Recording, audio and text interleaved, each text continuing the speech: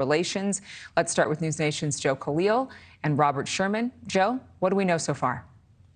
Well, I think it was significant, Adrian, that right off the bat, President Biden said unequivocally that Vladimir Putin is responsible for the death of Alexei Navalny, that we may not have all of the details around Navalny's death, but saying without a doubt Putin is responsible. The other important takeaway is that we were wondering what the White House was going to do in response. Remember, back in 2021, a couple months after Navalny was poisoned and then sent into a coma, President Biden said if the Kremlin kills Navalny, there are going to be devastating consequences for Russia. So President Biden was asked about that. What would these devastating consequences be?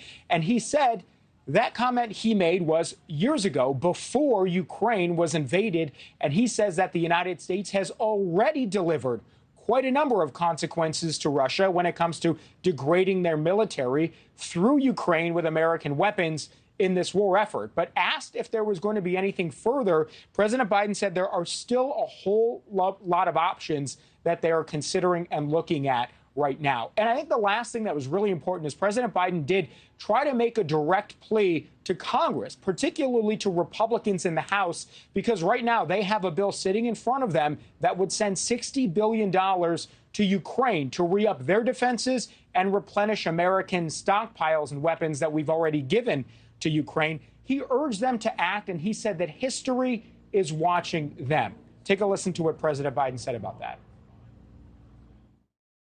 History is watching. History is watching the House of Representatives.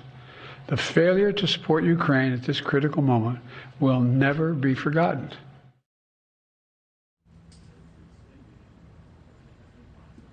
And he went on to point out that at the moment, the House is actually taking a 2-week recess. He got animated describing that, saying, what are they doing? That they need to come back here and work on that. So whether that changes at all, we don't know, Adrian, whether the dynamic changes. But Speaker Mike Johnson, and the ball is really in his court at the moment, did put out a statement today where he said that he needs to urge Congress and all of our allies to act together in responding to what happened. And Speaker Johnson called Vladimir Putin a horrible dictator. So strong words there from the Speaker of the House.